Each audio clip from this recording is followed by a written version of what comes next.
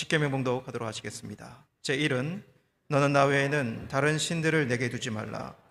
제2는 너를 위하여 새긴 우상을 만들지 말고 또 위로 하늘에 있는 것이나 아래로 땅에 있는 것이나 땅 아래 물속에 있는 것에 어떤 형상도 만들지 말며 그것들에게 절하지 말며 그것들을 섬기지 말라. 제3은 너는 내 하나님 여호와의 이름을 망령되게 부르지 말라. 제4는 안식일을 기억하여 거룩하게 지키라. 제5는 내 부모를 공경하라. 제6은 살인하지 말라. 제7은 간음하지 말라. 제8은 도둑질하지 말라. 제9는 내 이웃에 대하여 거짓 증거하지 말라. 제10은 내 이웃의 집을 탐내지 말라. 아멘. 사도신경으로 우리의 신앙을 고백드리겠습니다. 나는 전능하신 아버지 하나님, 천지의 창조주를 믿습니다. 나는 그의 유일하신 아들 우리 주 예수 그리스도를 믿습니다. 그는 성령으로 잉태되어 동정녀 마리아에게서 나시고 본디오 빌라도에게 고난을 받아 십자가에 못 박혀 죽으시고 장사된 지 사흘 만에 죽은 자 가운데서 다시 살아나셨으며 하늘에 오르시어 전능하신 아버지 하나님 우편에 앉아 계시다가 거기로부터 살아있는 자와 죽은 자를 심판으로 오십니다.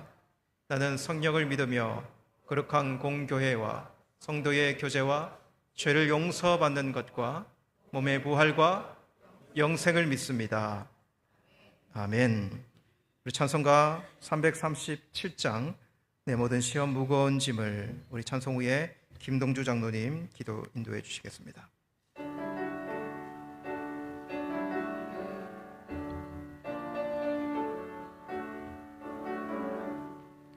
내 모든 시험 무거운 짐을 주 예수 앞에 아뢰이면 근심에 쌓인 날 돌아보사 내 근심 모두 맡으시네.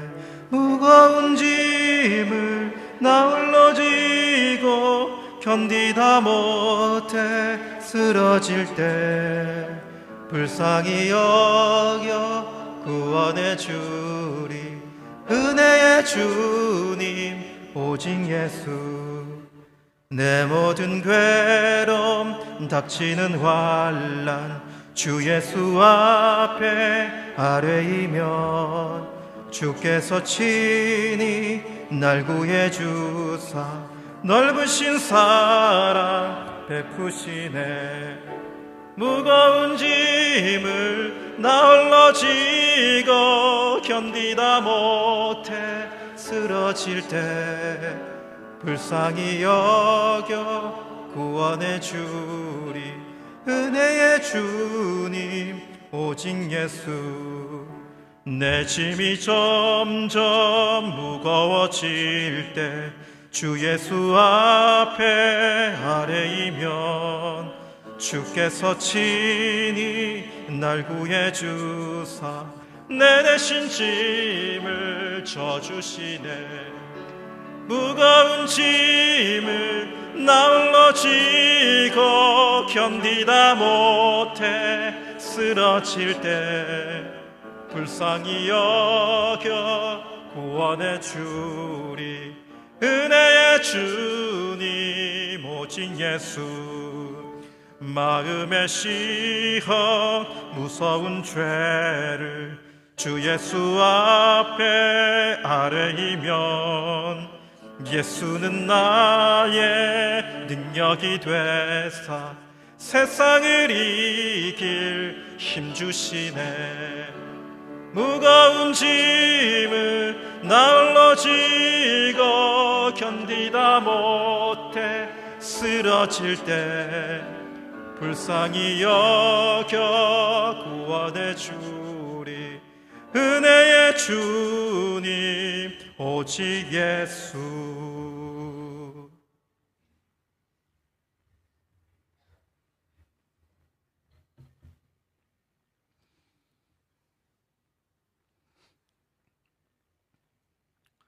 하나님 아버지,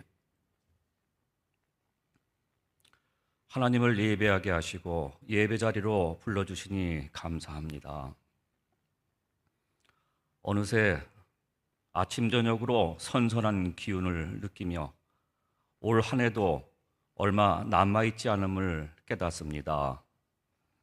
계절이 변하면서 자연의 색채가 바뀌고 날마다 낮과 밤의 길이가 달라지는 모습을 보면서 도처에 하나님의 손길이 닿아 있음을 느낍니다. 세상을 아름답게 만드시고 지금까지 우리를 신실하게 붙드신 하나님을 찬양합니다. 하나님, 주님이 만드신 창조물 중에서도 아주 특별한 존재로 사람을 만드셨는데 우리의 짧은 안목과 선입견으로 다른 사람을 쉽게 단정하는 우리의 죄악을 회개합니다. 살아온 배경과 외모와 능력으로 다른 사람을 쉽게 가름하는 우리의 죄악을 용서하여 주시고 다른 사람의 모습에서 하나님의 형상을 발견하고 귀하게 여길 수 있도록 주님의 사랑으로 풍성케 하여 주옵소서. 하나님, 우리가 주님과의 친밀한 교제를 사모하는 심령들이 되도록 도와주옵소서. 오직 주님이 우리와 함께 하실 때 우리가 죄를 멀리하고 세상을 넉넉히 이기며 승리하는 삶이 가능한 줄 믿습니다. 우리의 주인 자리를 주님께 내어드릴 수 있도록 주님과의 친밀한 교제로 이끌어 주옵소서. 날마다 때마다 우리에게 주시는 말씀이 믿어지게 하시고 세상이 줄 수 없는 주님의 평강을 우리가 누리게 하셔서 우리에게 남은 인생을 질서 있고 열매 맺는 인생으로 살아갈 수 있도록 도와주옵소서. 하나님, 다음 주일은 교회 창립 기념일입니다. 일찍이 이 땅에 보내신 선교사님들을 통해서 교회를 세우시고 지금까지 지켜주셔서 우리말로 예배하게 하시고 자녀들을 진리의 말씀으로 양육하게 하심에 감사드립니다. 지난 시간들을 되돌아보면 주님께서는 교회에서 필요한 사람을 꼭 필요한 때에 보내시고 가장 선하게 이끌어 주셨습니다. 하나님, 저희도 우리를 이 땅으로 인도하신 주님의 뜻을 기억하면서 우리가 있어야 할 자리를 우리가 알게 하시고 그 자리를 잘 감당할 수 있도록 도와주옵소서. 우리를 보내신 주님의 뜻에 합당한 열매를 거두면서 빚진 자의 마음으로 이곳에 살아가도록 인도하여 주옵소서. 하나님, 주님께서 이 교회에 품으신 뜻이 다음 세대에도 이어지기를 소망합니다. 우리 자녀들이 변치 않는 진리의 말씀으로 양육되어서 올바른 성경적 가치관을 가지고 험난한 세상에 휩쓸리지 않고 오히려 세상을 이기고 세상을 변화시키는 주님의 자녀로 살아나갈 수 있도록 주님께서 도와주옵소서. 이를 위하여 교회가 해야 할 일들을 하게 하시고 우리가 바르게 양육할 수 있도록 도와주옵소서. 하나님, 이 시간 말씀 전하실 담임 목사님에게 성령 충만케 하시고 능력에 능력을 더하셔서 살아계신 하나님을 온전하게 증거하게 하시고 우리의 마음과 귀를 열어 주님의 음성을 듣게 하옵소서. 우리의 예배를 받으실 주님을 찬양하며 살아계신 예수님 이름으로 기도드리옵나이다. 아멘.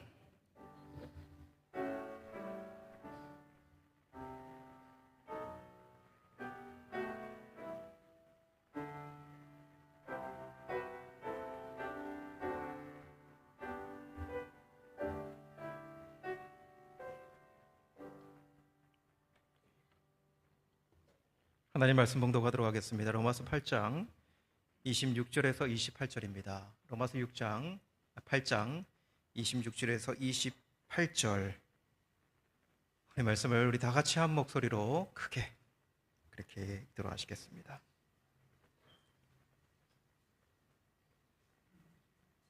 다 같이 읽겠습니다. 시작.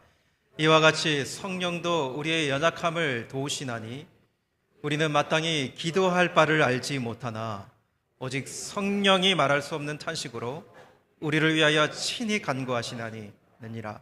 마음을 살피시는 이가 성령의 생각을 아시나니 이는 성령이 하나님의 뜻대로 성도를 위하여 간구하심이니라.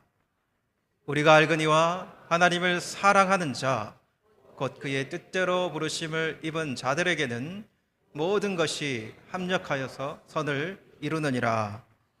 아멘. 이 시간에 우리 호산나 찬양대에 나오셔서 우리 하나님께 찬양 영광 올려 드리겠습니다.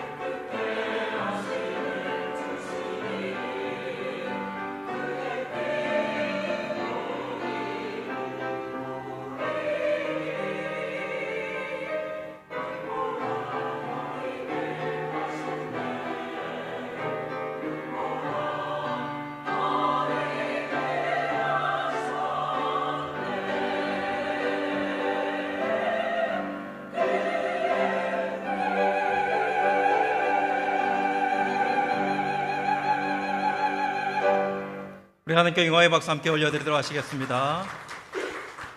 네, 감사합니다. 기도하겠습니다. 하나님, 예수 보혈, 그 보혈의 능력 날마다 하나님 우리 가슴에 새기고 고백드리고 의지하고 능력 있게 붙들고 살아갈 수 있도록 우리 모두를 붙잡아 주시옵소서. 우리가 하나님의 사랑을 어떻게 입었는지 결코 잊어버리지 않고 그렇게 하는 하나님 앞에 존귀한 자로 살아가는 모든 심령 되게 하소서. 오늘 말씀 듣는 자리에서 다시 한번 우리를 주님 앞에 세우기를 원합니다. 성령이여 무뎌진 심령을 세우시고 성령이여 연약한 자를 붙드셔서 오늘도 능력 있게 주 예수 바라보며 서는 귀한 말씀 되도록 역사하여 주시옵소서. 감사드리며 예수님의 이름으로 기도드리옵나이다. 아멘. 할렐루야. 아멘. 우리 옆에 있는 지체들에게 참 귀하십니다 이렇게 한번 인사드릴까요? 네. 오늘 장로님 말씀에서도 우리가 하나님의 형상으로 귀한 것만 바라보자. 예? 하나님의 형상으로 지은 우리들이 귀한 부분이 너무 많은데 귀한 부분만 바라보는 심령들 되었으면 좋겠습니다. 요즘 이런 생각을 좀 많이 해보게 됩니다. 하나님께서 다시 만지지 않는 사람이 없다. 하나님께서는 다 만진다 다시. 이런 생각을 해보게 돼요. 여러분 리모델링 있잖아요. 리모델링. 집을 수리할 때 리모델링 한다 이렇게 이야기하잖아요. 리모델링은 뼈대 놔두고 다 고치는 것 아닙니까? 뼈대는 안 하니까 뼈대 놔두고 싹 이렇게 고치는 것을 리모델링인데 하나님께서도 하나님의 백성들 자녀들 불러서 그냥 놔두지 않는다. 뼈대 놔두고 다 고친다. 뼈대 놔두고 다 고치시기를 원하신다 라고 하는 사실을 좀 기억했으면 좋겠어요. 여러분 뼈대라고 하면은 뭐가 있을까요? 놔두는 뼈대. 우리 이렇게 키 같은 거 이런 거 뭐 변화시키지 않으시더라고요. 예, 키 같은 거 이런 거 얼굴 뭐 예? 이런 거 뭐 골격 이런 거는 뼈대 아닙니까? 그런 건 그대로 놔두고 그리고 저는 기질도 뼈대라고 봐요. 기질도 안 변해요. 사람은 기질도 변하지 않죠. 그 뼈대 놔두고 하나님께서 고치시는데 그래서 바울은 바울이고 요한은 요한이에요. 뭐 요한의 뼈대가 변합니까? 바울이 뼈대가 변합니까? 그런데 하나님이 싹 고치시죠. 그들의 그 인생 중에 싹 고치지 않습니까? 그래서 예수님이 만난 사람들은 이런 변화의 과정을 반드시 겪는다. 저와 여러분 모두 겪고 있다.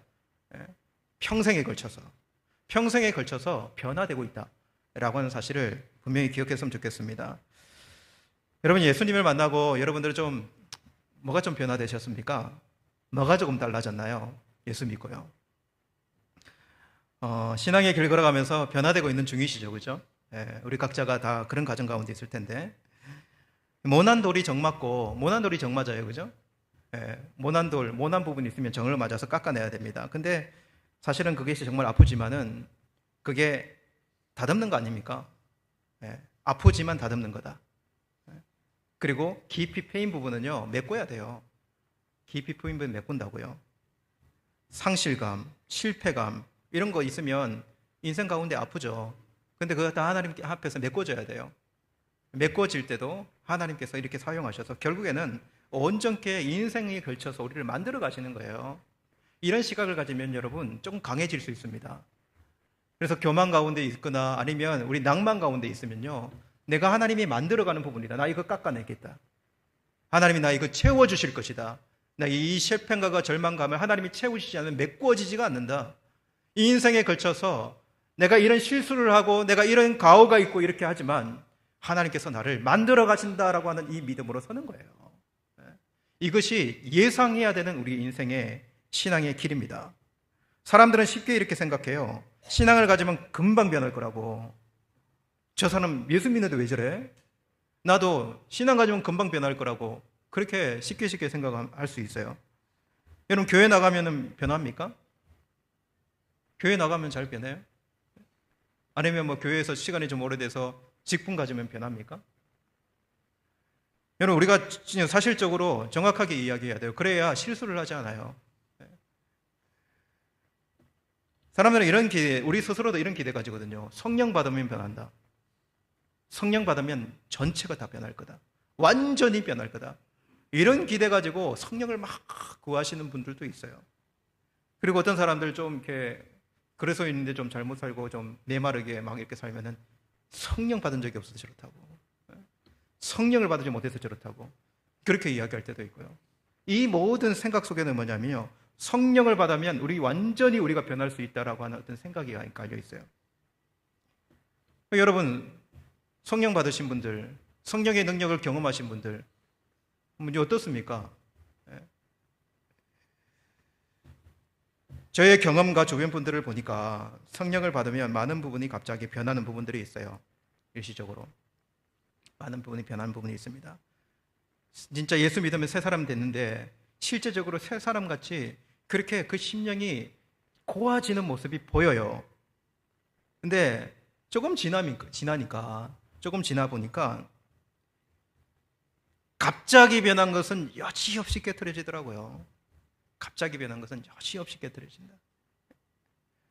그래서 나중에는 바울처럼 나는 공고한 사람이로다 이렇게 고백하는 사람이 되더라고요.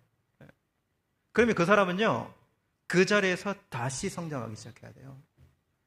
그 자리에서 진짜 자신의 모습에서 성령께서 다루시는 것을 경험하면서 다시 성장하는 사람이 되어야 된다고요. 그래서 우리는 정말 착각하지 말아야 돼요. 사람이 점점 변합니다. 사람이 천천히 점점 변하더라고요. 그래서 어떤 사람들은 진짜 사람 안 변한다. 진짜 사람 안 변한다. 여러분, 그래도 하나님께서는 우리를 천천히라도 변화시키신다. 반드시 변화시키신다. 변화시키셔서 하나님의 자녀답게 우리를 세워가신다라고 하는 사실은 명확합니다. 그래서 예수 믿는 사람이 안 변하는 것이 이상해야 돼요. 천천히라도 정말 변해가야 됩니다.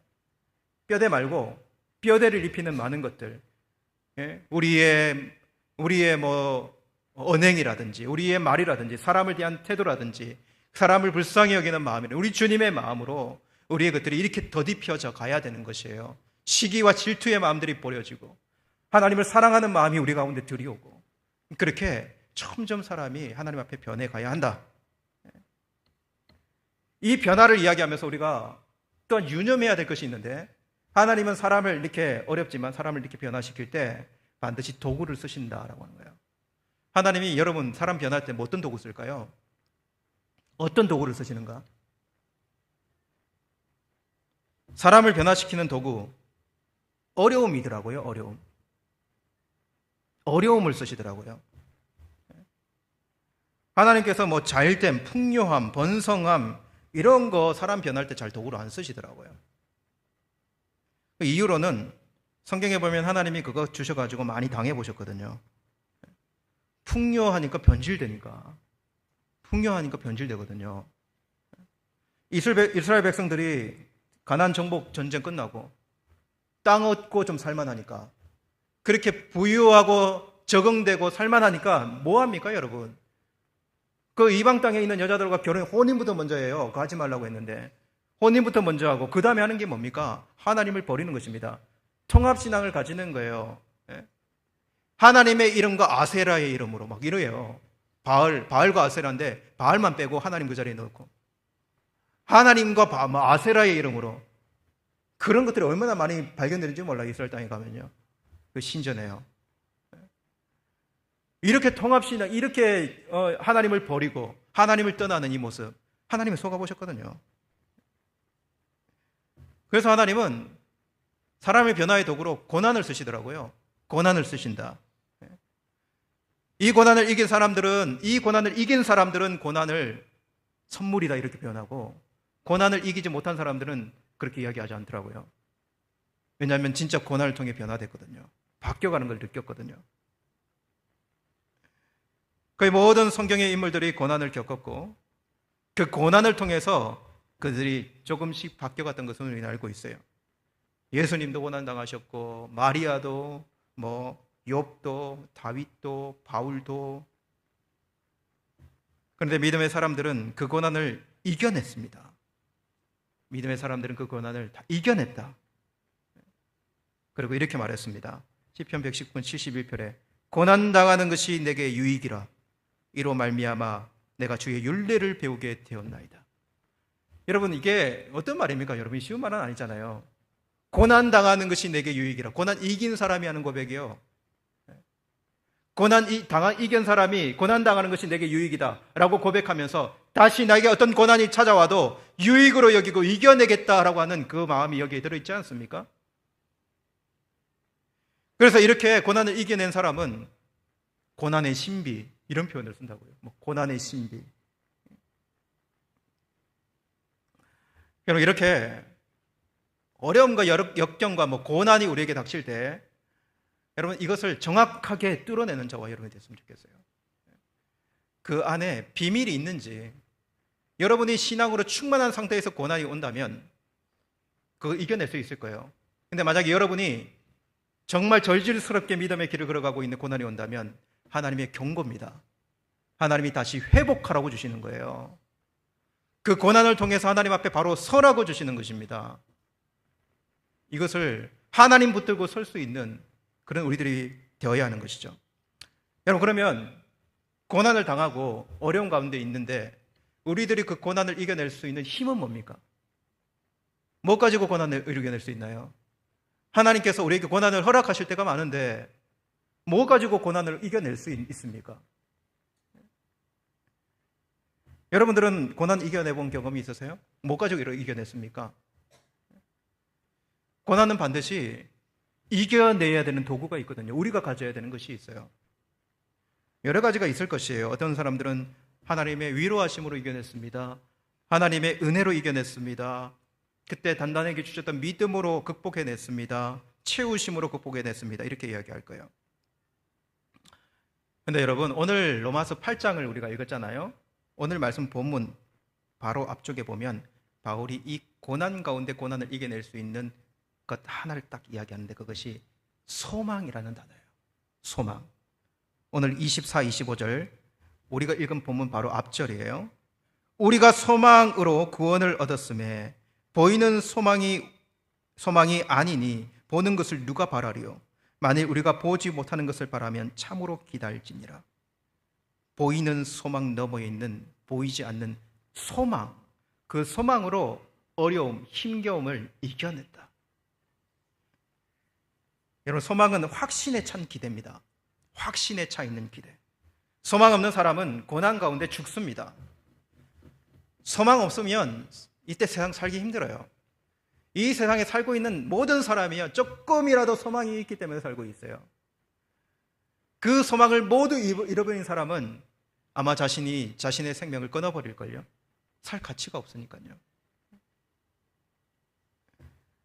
그렇다면 그리스도인들이 이 땅에서 살 수 있는 소망, 그 소망이 뭐냐라고 하는 거예요.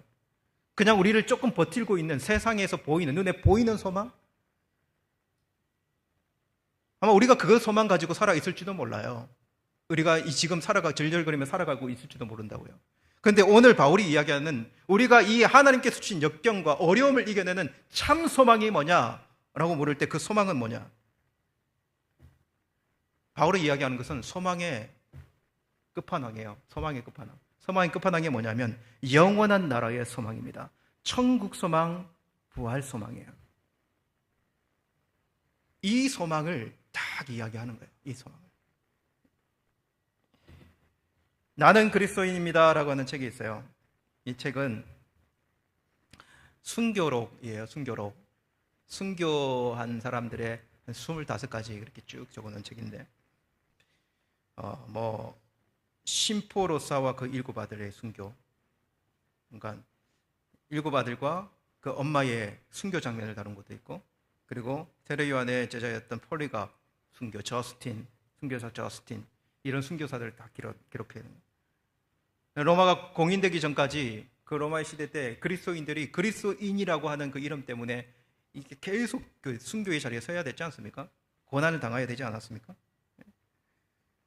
나는 그리스도인입니다. 안디옥 교회에서 그리스도인이라고 하는 달아준 이 배지 이거 하나 포기하면 살 수 있는데, 이 일곱 아들 살려낼 수 있는데, 근데 이 배지 달고 오히려 더 당당하게 나는 그리스도인입니다라고 하면서 순교의 자리를 걸어갔던 비결이 뭘까요? 그것을 이겨냈던 비결이 뭔가? 여러분, 그 책에 보면 모든 비결은 단 한 가지예요. 소망입니다. 순교의 자리를 이겨낼 수 있던 소망. 어떻게 보면 인간이 가장 낮은 자리에 처해서 가장 극심한 고통에 있는 그 자리에서 그것을 이겨낼 수 있는 믿음, 그 믿음의 가장 끝판왕은 소망이었어요. 무슨 소망이었어요? 하나님의 나라에 대한 소망, 천국에 대한 소망, 부활에 대한 소망이요, 그들을 그 자리에 설 수 있도록 만들었어요. 이 땅에 소망거리가 없는 것은 아니지만, 그러나 그리스도인들은 어려움이 닥치고 힘겨움이 닥치고, 그리고 우리의 상이 절망 같을 때 반드시 붙들어야 하는 것은 바로 영원한 하나님의 나라의 소망이에요. 여러분들이 너무 힘들걸랑, 어렵고 막 힘들고 막 그러걸랑, 그냥 아이고 이 땅에서 무슨 영화를 본다고 그렇게 이야기하세요. 이 땅에서 무슨 영화를 본다고? 우리가 이 땅에서 무슨 영화를 본다고요? 그렇게 바둥바둥 삽니까? 그렇게 안절부절하면서 살아갑니까? 없어질 것들인데요.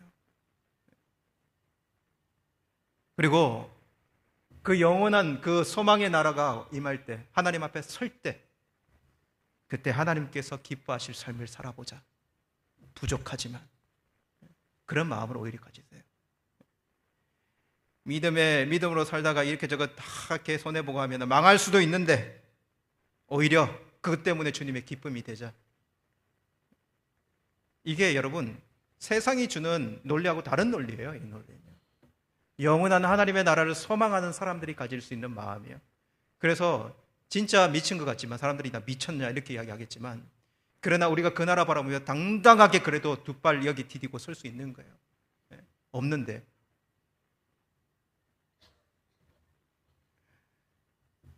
여러분, 그 소망의 힘을 믿고 고난 가운데 좀 당당하게 서는 저와 여러분 됐으면 좋겠어요. 그리고 이겨내자. 주님이 계신데 이겨내자.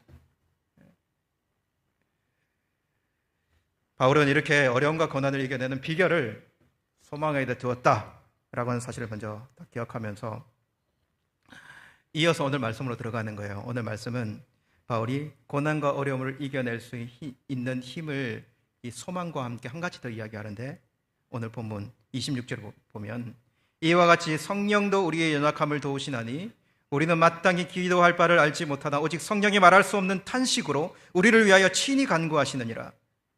이 말씀을 통해서 고난과 역경 가운데 이길 수 있는 또 힘 한 가지를 이야기할 때 성령을 이야기합니다.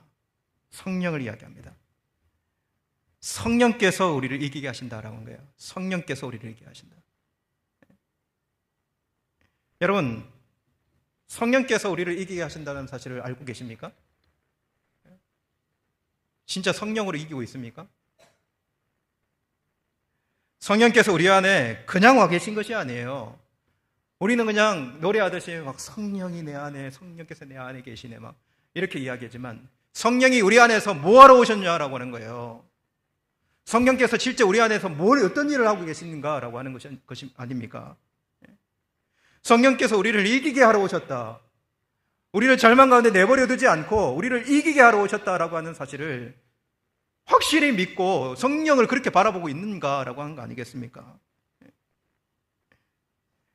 여러분, 하나님께서 우리에게 행하시는 일들을 한번 보세요. 하나님께서 비천한 우리들을 위해서, 여러분, 이 역사 가운데 어떤 일을 행하셨습니까? 하나님께서요. 하나님께서 예수님을 이 땅에 보내셔가지고 어떤 일을 행하셨습니까? 하나님께서 우리 죄를 사하시기 위해서 그의 독생자를 보내셨잖아요. 십자가에 그의 독생자를 다루시고 속죄의 속량물로 드리시고, 여러분, 우리 죄를 사하시고 우리 죄를 씻기셨잖아요. 누구를 위해서 그렇게 하신 것입니까? 예수님은 누구를 위해서 그렇게 오셨나요? 하나님 자신을 위해서 그렇게 오셨나요? 예수님이 이 땅에 오신 것은요, 우리 때문이에요. 우리를 위해서 오셨어요. 그럼 성령님은요? 성령님은 이 땅에 왜 오셨나요? 성령님은 우리에게 왜 보내주셨나요? 성령도 우리를 위해 보내주셨습니다. 성령도 연약한 우리를 위해 보내주셨다고요. 우리 안에서 그리스도의 속죄가 적용이 되어서 구원이 이루어져 가고, 하나님께서 우리가 내버려두면 그렇게 하나님의 자녀께 살지 못할 줄을 알고, 예수님도 내가 가는 것이 너에게 유익이다. 왜냐하면 보혜사가 올 것이다. 그렇게 말씀하시면서 성령 보내주지 않았습니까? 우리를 위해서 성령을 보내주셨습니다. 이것은 우리가 가볍게 작게 생각할 부분이 아니에요.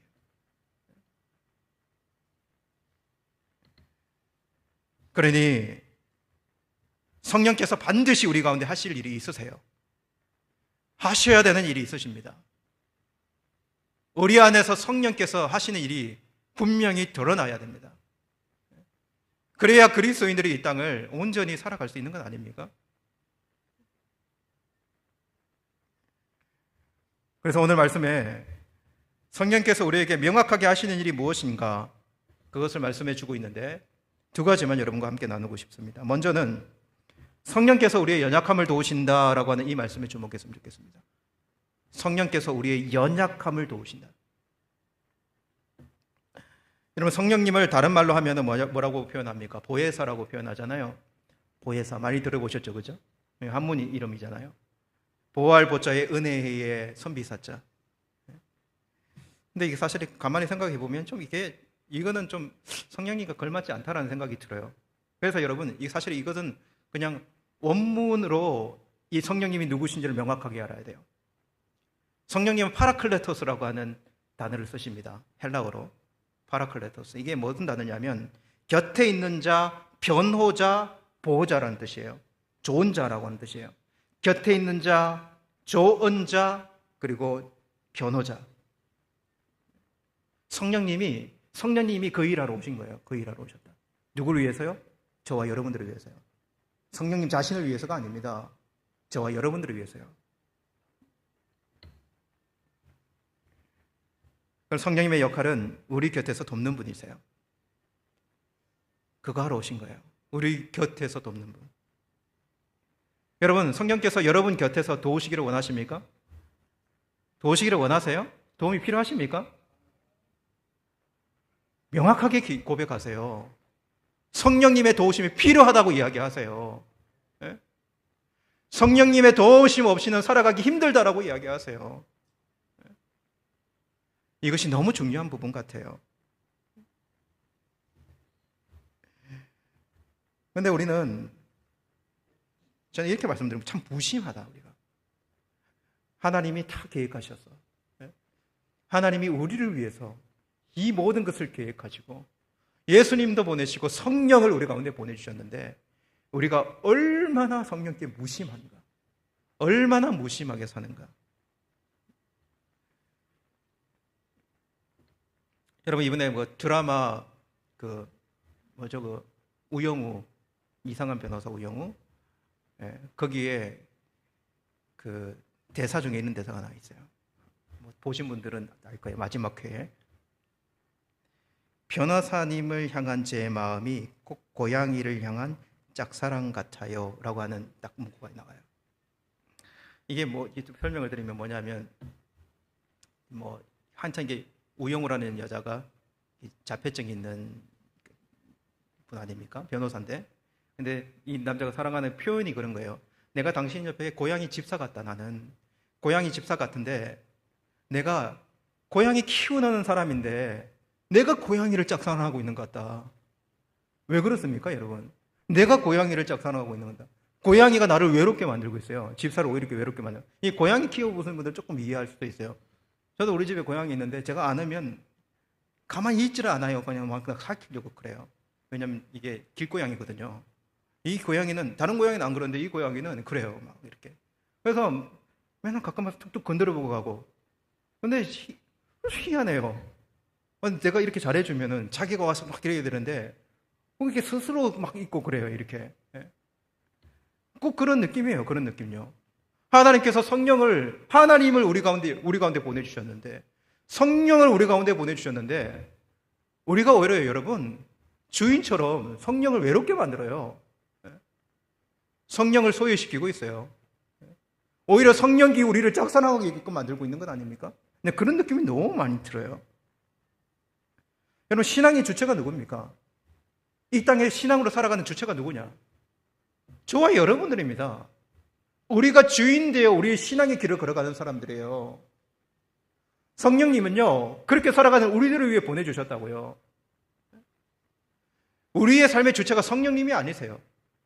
우리는 우리의 인격을 가지고 우리의 신앙의 길을 걸어가는 사람이에요. 하나님은 우리를 위하여 성령을 보내주셨고요. 성령을 곁에서 돕는 분으로 보내주셨고요.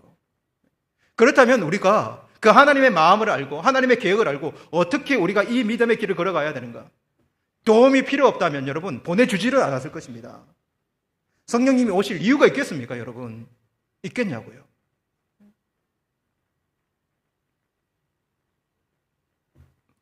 그래서 여러분, 반드시 성령이 우리 곁에서 도우심을 입어야 합니다. 성령의 도우심이 필요합니다. 성령의 도우심이 없이는 훌륭하게 믿음의 길을 걸어갈 수가 없습니다. 성령의 도우심을 구해야 하는 거죠. 그렇다면 예수님께서 보내실 보혜사 성령은 구체적으로 어떤 성도를 도울까요? 누굴 도와주실까요? 아무나 안 돕더라고요. 아무나 안 도우시더라고요. 오늘 말씀해 보면 성령도 우리의 연약함을 도우시나니 이렇게 표현돼요. 성령도 우리의 연약함을 도우시나니. 이 말이 뭐냐면 연약하지 않는 사람 안 도웁니다. 연약하지 않는 사람 안 도운다는 거예요. 연약한 자를 성령께서는 도우십니다. 자신이 스스로 강하다고 이야기하면서 나는 도움이 필요 없다라고 하면서 그렇게 이야기하며 자기 인생을 꾸려가는 사람은 도울 필요가 없는 사람이에요. 마태복음 9장 12절에 건강한 자에게는 의사가 쓸데없고, 건강한 자에게 의사가 왜 쓸모 있습니까? 건강한 자에게는 의사가 쓸모없듯이 자기가 스스로 강하다고 이야기하는 사람은 성령이 필요 없는 사람이에요.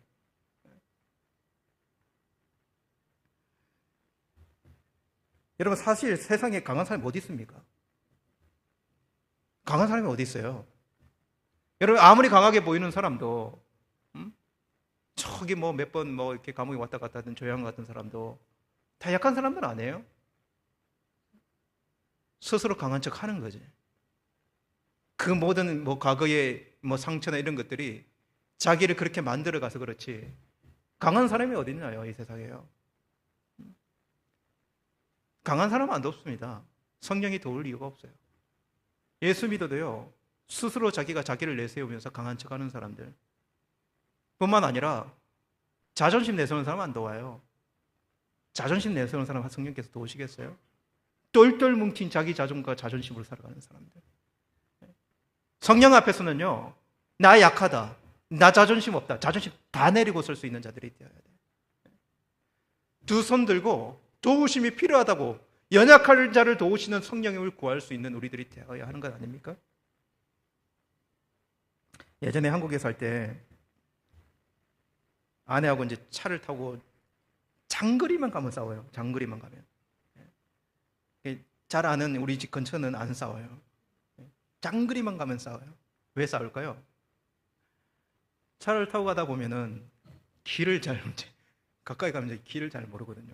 그럼 저는 어떤 버릇이 있냐면 저는 잘 안 물어봅니다.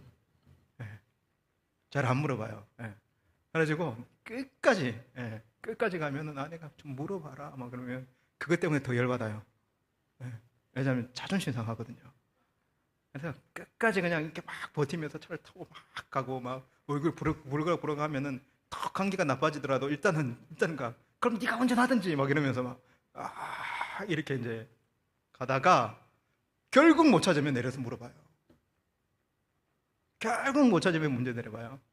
그러면 여러분 얼마나 많은 걸 잃어버린지 몰라요. 그거 돈다고 시간 다 잃어버리고 약속 시간 지나버리고 막 그거 돈다고 시간 다 잃어버렸지. 아내하고는 더 다퉈가지고 막 지금 막 흥분된 상태지 막 얼마나 많은 것을 잃어버린지 모르겠어요. 여러분 결국에는 물어보는 사람은요, 도움을 청하는 사람은 어떤 사람입니까? 내가 모른다고 인정되는 사람, 내가 약하다고 인정되는 사람이요 물어봐요. 도움을 청하게 돼 있다고요. 도움을 청하게 돼 있어요. 자존심 내세우고 내가 뭐 다 할 수 있다고 이야기하고 신앙에는요 다 할 수 있는 사람이 없어요. 신앙생활은 그런 사람이 없습니다.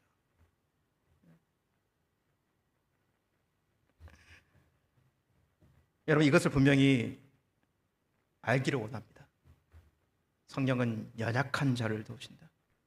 근데 성령은 연약한 자를 도우시는데 연약한 자를 도우신다라고 하는 것을 아는 것만으로는 부족해요. 그렇게 우리 입술로 고백하는 것만으로는 부족해요. 반드시 연약한 자라면 그의 필요를 요청하는 자여야 합니다. 나의 연약함 때문에 뭘 아뢰는 자들이어야 돼요. 여기까지 반드시 나가야 됩니다.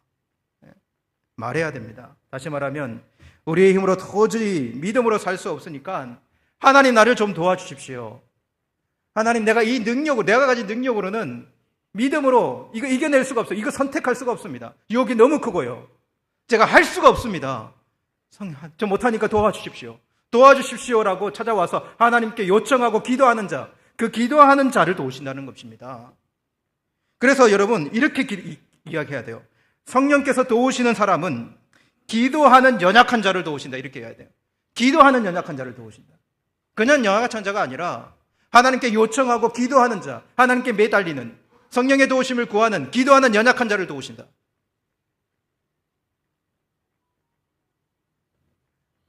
(26절) 말씀에 이와 같이 성령도 우리의 연약함을 도우시나니 우리는 마땅히 기도할 바를 알지 못하나 오직 성령이 말할 수 없는 탄식으로 우리를 위하여 친히 간구하시느니라. 우리 기도할 바, 마땅히 기도할 바가 뭔지 모르고 기도합니다. 인간의 기도가 얼마나 약한 기도인지 몰라요. 인간의 기도가요. 여러분, 사람의 기도가 대단한 것 같죠? 사람들이 하는 기도는요, 사람들의 기도예요. 저는 이렇게 이 세상에 막 기도하는 사람들은 많지만 사람의 기도는 거의가 옹알이 같은 기도다. 옹알이 같은 기도. 그렇게 어린 기도는 되게 이기적이에요. 어린 기도의 특징은 되게 이기적이거든요. 결국 나와 관련된 기도밖에 드릴 수 없는, 쫙 꼭대기 올라가 보면 우리 기도가 그 정도의 틀 아닙니까? 그러나 우리의 기도도요, 그렇게 드리는 기도도 나와서 기도하는가는 너무 중요한 기도.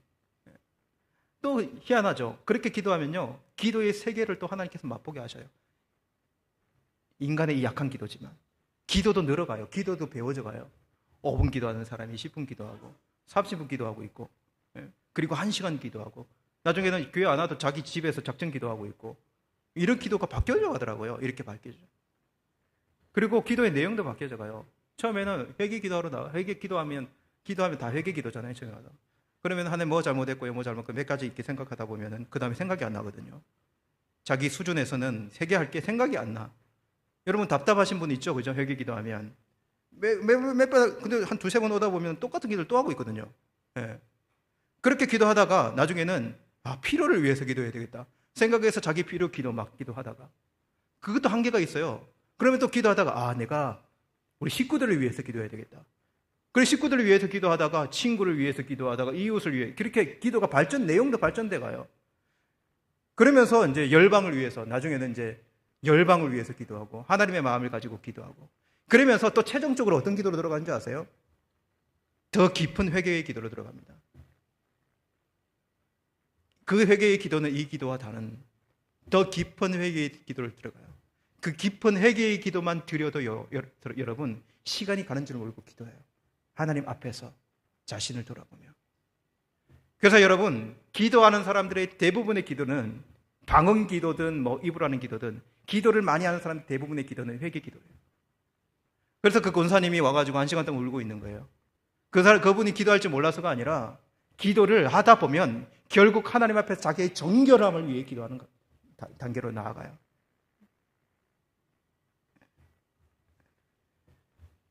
여러분, 그렇기 때문에 우리는 이렇게 우리의 기도를 하나님 앞에 나와서 실제로 기도를 드리는 자들이 되어야 돼요.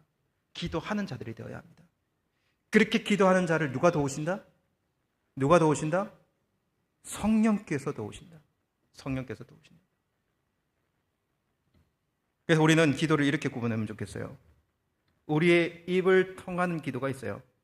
말로 하든 방언으로 하든 뭘로 하든 우리 자신이에서 나오는 기도가 있어요. 이 기도가 하나 있고, 두 번째로는 우리의 입을 떠나 성령께서 우리의 기도를 받아서 드려지는 기도가 있다. 오늘 그거 이야기하고 있어요. 우리의 이 어린아이와 같은 이 기도, 아무리 화려하게 화려한 어구를 사용해도, 우리는 어린아이 같은 기도를 드려도 우리의 기도를, 그 입의 기도를 받아서 성령께서 기도해 주신다.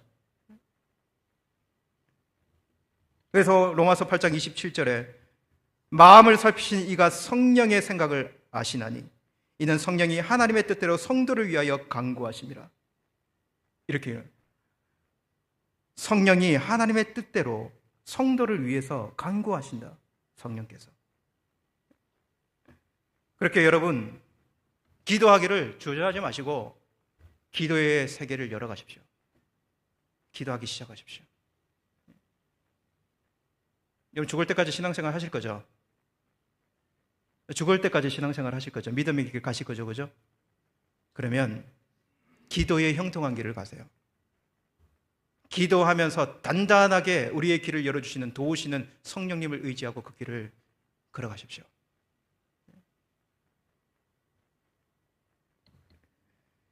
말할 수 없는 탄식으로 우리를 위하여 기도하시는 성령님.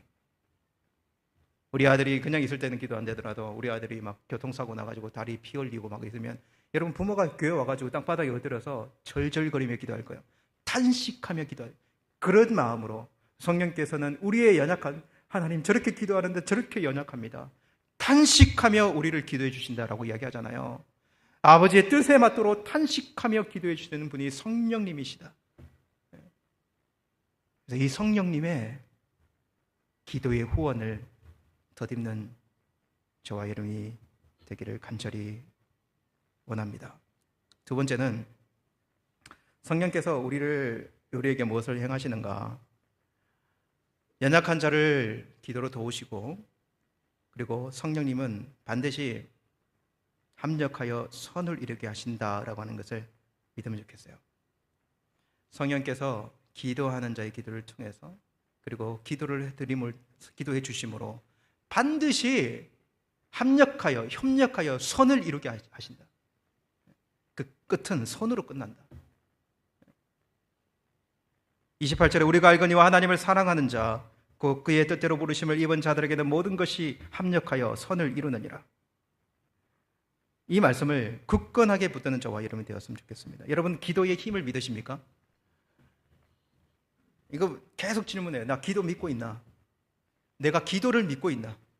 내가 성경을 믿고 있나? 내가 기도를 믿고 있나? 이 질문을 항상 던지세요. 기도를 믿지 않으니까 기도 안 하는 거거든요. 기도를 믿지 않으니까. 기도가 응답될 것을 믿지 않으니까. 그 테두리 안에 갇혀 있지 않습니까? 기도가 믿어져야 됩니다. 기도가 우리의 믿음 안에 있어야 되는 거죠. 그죠? 여러분들은 얼마나 하나님 앞에 기도하고 또 여러분 얼마나 하나님 기도의 후원을 받고 있습니까? 여러분들이 얼마나 기도 안에 있는 사람입니까? 기도하는가 기도의 후원을 받고 있는가? 여러분 저는 이런 믿음이 있습니다. 내가 기도를 쉬지 않는 한 성령의 도우심으로 하나님께서 나를 통하여 반드시 합력하여 선을 이룰 것이다.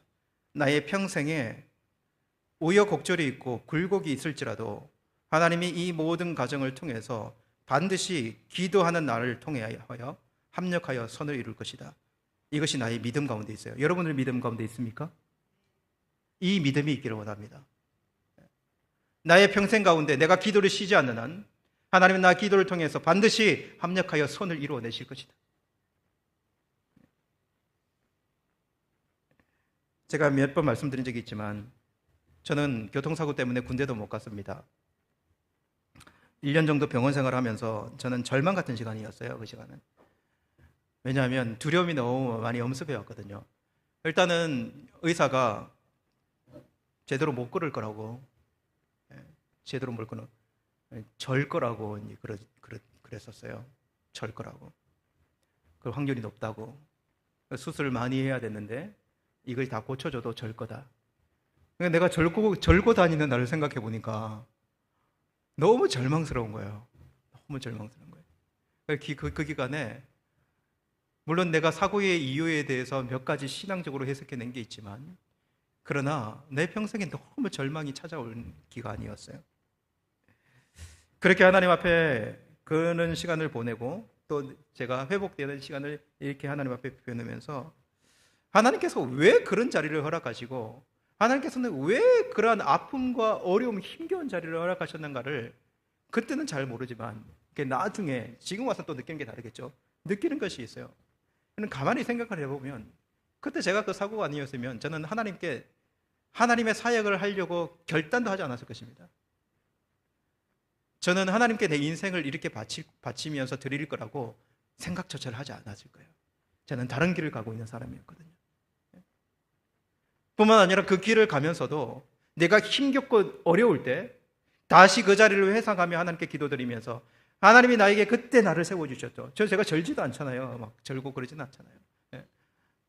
그때를 회상하면서 그것을 다시 붙들고 일어날 수 있는 그 모든 힘들도 주시니 지금 이 길을 걸어가면서 하나님께서 그때는 몰랐지만 결국에는 하나님의 수많은 기도를 통해서 하나님이 합력해 선을 이루셨구나. 이 믿음이요 앞으로도 지속될 것이라고 믿어요. 앞으로도 지속될 것이라고 믿어요. 저의 어린 기억 가운데 소중한 기억이 하나 있는데 할머니의 기도에 대한 기억이에요. 할머니가 지금 99세세요. 저희 할머니가 살아계신데 할머니가 이제 새벽에 그 바닷가 그 촌동네 그 우상이 가득한 그 동네에서 예수를 첫 번째로 믿는 사람이 됐는데 할머니가 그 새벽에 일어나가지고 교회의 새벽 기도를 정말 오랜 곳을 가야 돼요. 한 4리 정도를 걸어가야 되는 거기 새벽 기도를 갔다 오면 그때 제가 어릴 때는 제가 부모님하고 살지를 않았어요. 할머니 밑에 남겨져서 할머니하고 초등학교 6학년까지를 살아내야 됐었어요. 어릴 때부터. 그러면은 이게 새벽 기도 갔다 오면은 저희 할머니가 글씨를 못 읽는 분이셨거든요. 그래가지고 근데 성경을 펴가지고 중얼중얼 한 자씩 이렇게 읽어요. 그럼 어릴 때 그게 얼마나 시끄러워요. 옆에서 방도 많은 것도 아니고 그냥 할머니하고 이렇게 자는데 뭐 이렇게 그때 그 표지 빨간 성경책에다가 이게 세로로 된 거 있잖아요. 한문 섞여 있는 거. 그걸 한 자씩 그렇게 읽으세요. 나중에 저희 할머니 성경 읽으면서 글씨 엄청 잘 읽는 분 되셨습니다. 한 자씩 읽는 거예요. 그러면 그래서 또 읽으신다고 막 그렇게 생각하는 기억이 있고 그리고 그 이후에 할머니가 기도를 드리시는데 그 기도 소리가 들리는 거예요. 그 기도 소리가요.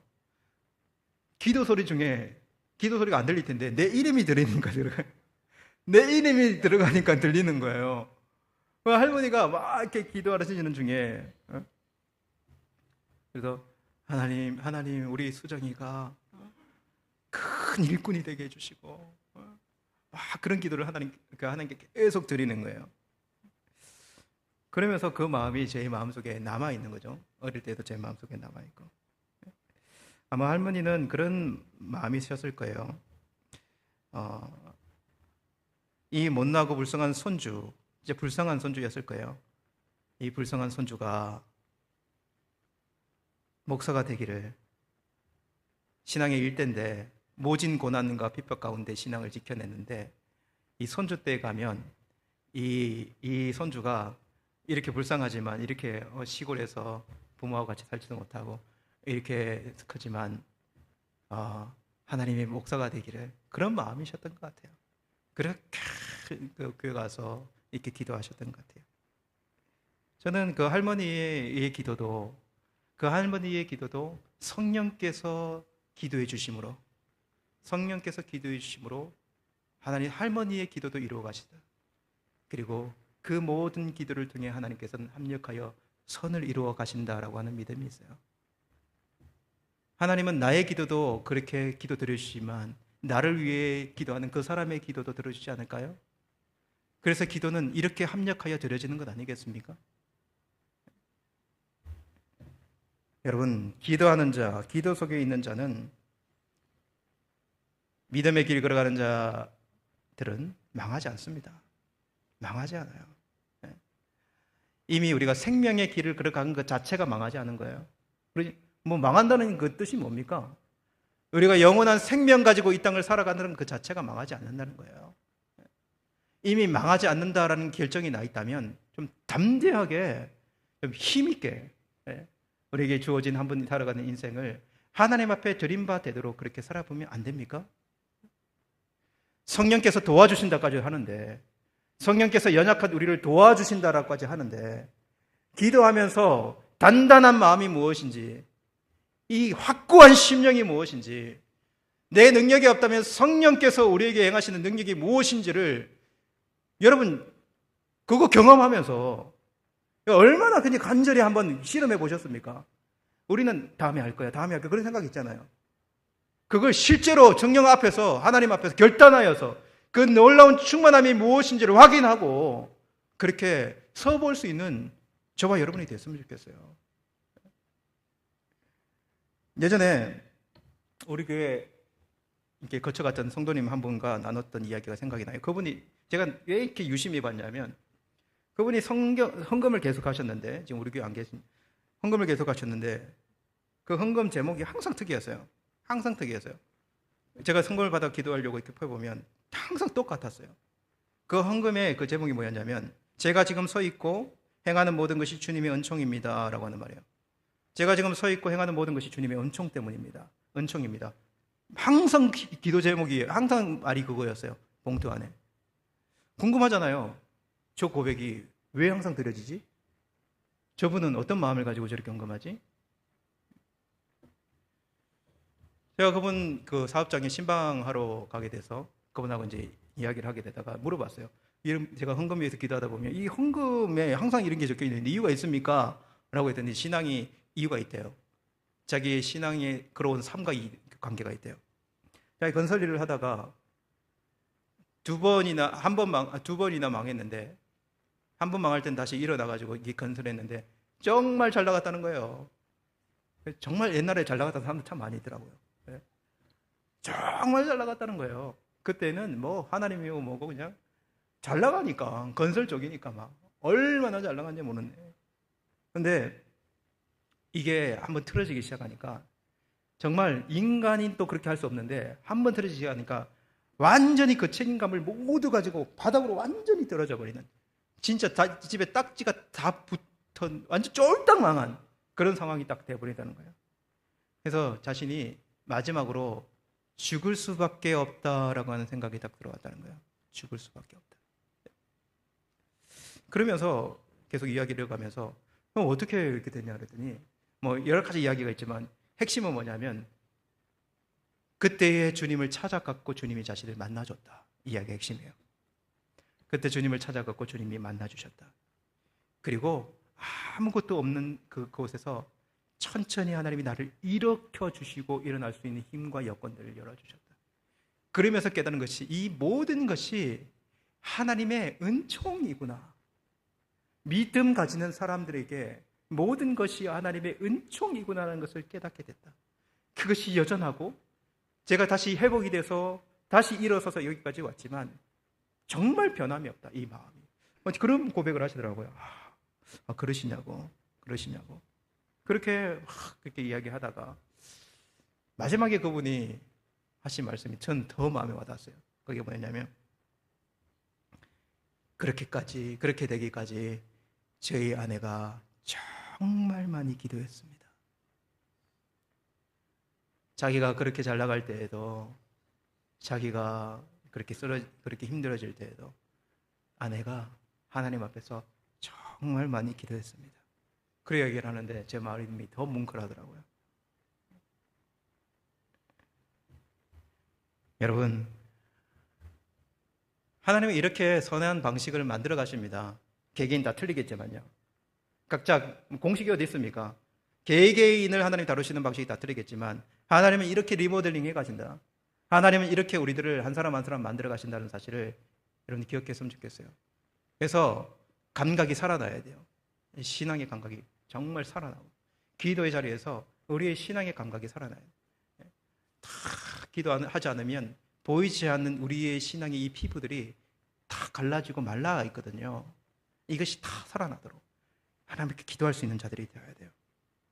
빌립보서 1장 12절 18절 말씀해 보면, 14절까지 말씀해 보면 바울이 이렇게 이야기했었어요.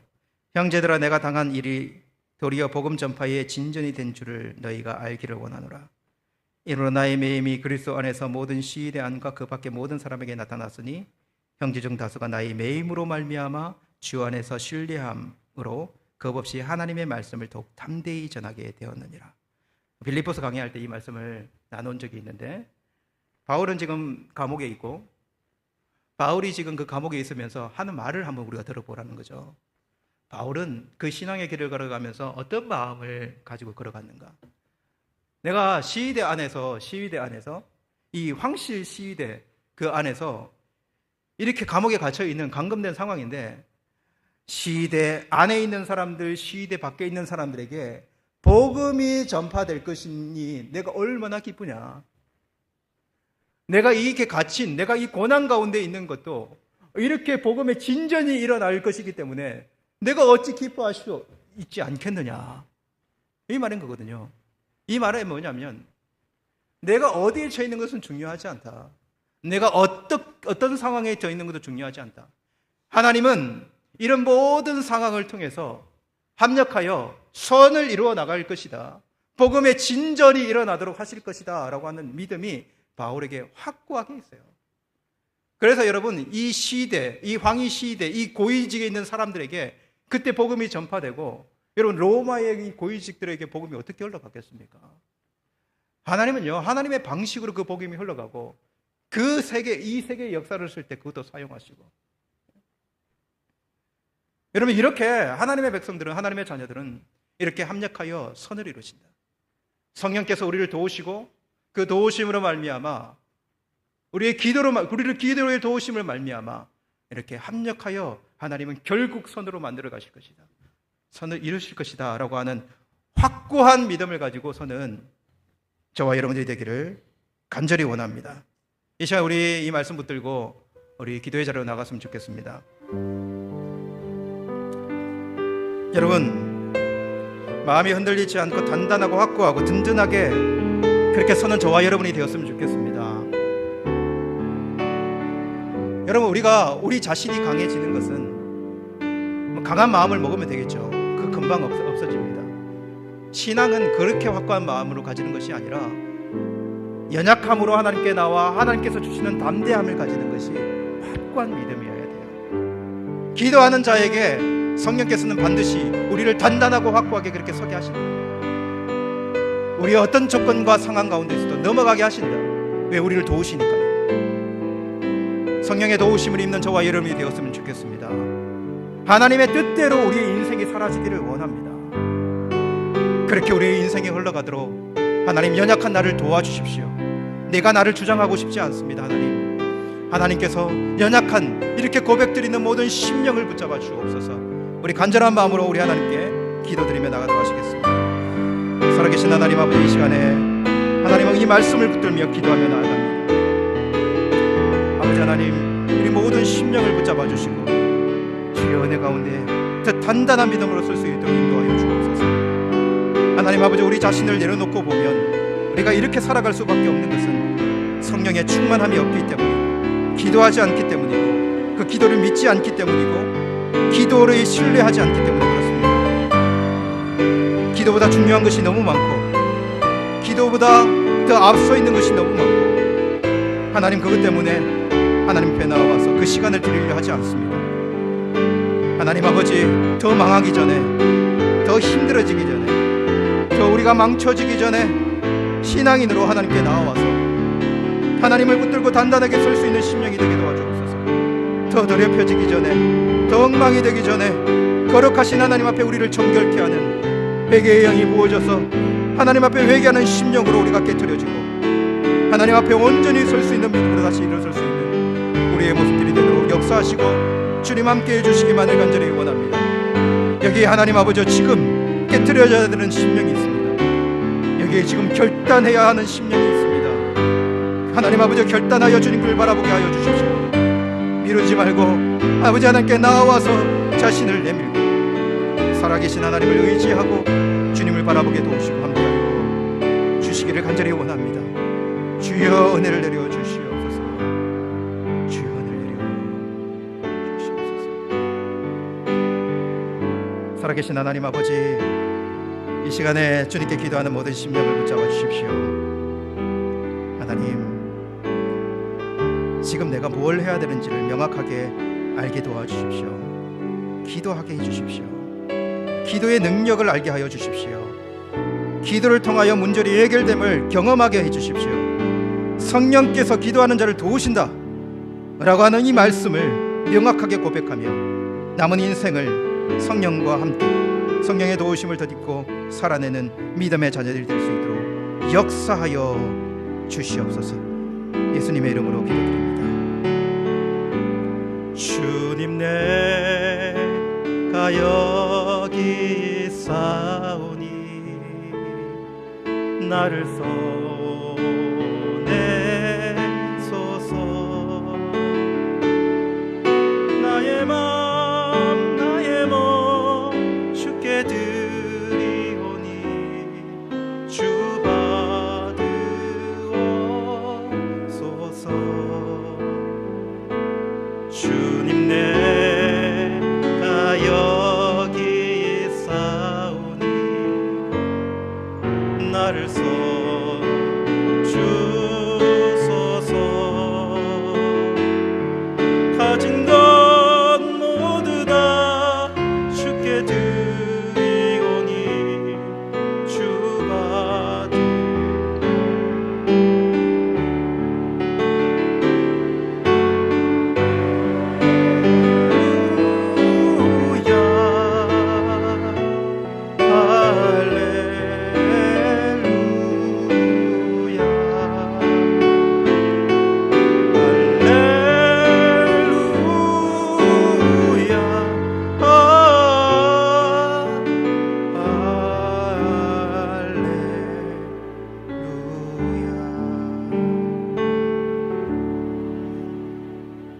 교회 소식 먼저 알려드리도록 하겠습니다. 창립 25주년 기념 예배가 다음 주일에 있습니다. 다음 주일은 이 땅에 하나님께서 우리 교회를 세우신 의미를 다시 한번 되새기면서 또 우리가 앞으로 어떤 교회를 서야 하는지를 돌아보는 귀한 시간이 되었으면 좋겠습니다. 다음 주에 아마 기념 수건이 마련될 거고 각 가정에 기념 수건이 전달될 것입니다. 청년부 1박 수련회 9월 1일에서 2일 차르박 다차에서 있습니다. 이번 수련회에 많은 청년들이 가서 예전과 또 다른 하나님의 크신 은혜를 경험할 수 있도록 성도님들이 기도해 주시고 후원해 주시면 좋겠습니다. 다음 주부터 예배 순서 전반부가 약간이 변경이 됩니다. 우리 또 창립 기념주이기도 하고 그래서 예배 순서 전반부 변경에 따라서 다음 주에는 여러분들 인도자를 따라서 잘 따라와 주셔서 그렇게 예배 순서 변경되어서 진행된다는 것을 저와 여러분이 좀 기억해 주셔서 놀라지 않기를 바랍니다. 구역 개강 예배는 9월 30일 오전 11시 한 달 정도 남았죠. 우리 교회가 한 40일 정도 같이 기도하고 그리고 9월 30일 날 전체 연합 구역 개강 예배를 드리고 구역 모임을 시작하도록 하겠습니다. 금요 코어 기도회 7시 30분, 금요일 7시 30분 진행되고 새벽 기도회도 월요일부터 금요일 새벽 5시 30분에 본당에서 계속 진행이 됩니다. 기도 자리에 참여하셔서 내 기도가 역하면 옆에 있는 사람 기도 들어가면서 그렇게 강하게 하나님께 부르짖는 그런 시간이 되었으면 좋겠습니다. 우리 교우 소식인데요. 우리 소천 소식입니다. 박안서 집사님 모친 되시는 정명규님 8월 23일에 소천하셨는데 여러분 이미 장례가 끝났지만 여러분 많이 보시면 나중에 위로해 주시면 좋겠고요. 우리 신교군 장로님, 우리 부친 되시는 신승주 권사님 8월 27일 날 소천하셨습니다. 한국에 나가시는 줄 알았더니 오늘 예배에 참여 계시는데요. 우리 아버님 소천하셨는데 여러분 많이 위로해 주시고 이번 장례가 정말 하나님께서 주시는 그 은혜의 장례가 될 수 있도록 아버지께서 남겨주신 그 모든 것을 기억하면서 다시 믿음을 다지는 그런 귀한 장례가 될 수 있도록 여러분 많이 기도해 주시면 좋겠습니다. 드려진 예물 위해 기도드리고 축복 기도드림으로 예배를 마치겠습니다. 살아계신 하나님 아버지, 우리가 드리는 예물 앞에 부끄럽지 않는 삶을 살아가게 도와주십시오. 우리가 드려진 예물이 아버지 하나님께 아름다운 예물로 드려져서 실제적이고 구체적으로 하나님의 나라를 위하여 이 타슈켄트에 있는 곳을 위하여 또 이 타슈켄트에 있는 영혼들을 위하여 하나님 온전히 사용될 수 있는 예물이 되도록 주님 역사하여 주옵소서. 저희 교회에 책임감을 주시고 교회가 이 예물을 사용할 때 주의 것인 줄을 알고 의미 있게 최선을 다해 사용할 수 있도록 은혜를 더해 주시기만을 간절히 원합니다. 예물을 드린 손길과 가정과 그 사업장에 믿음의 믿음을 축복을 더하시고 하나님께서 확장시켜 주시는 놀라운 복을 은혜를 더하여 주시옵소서.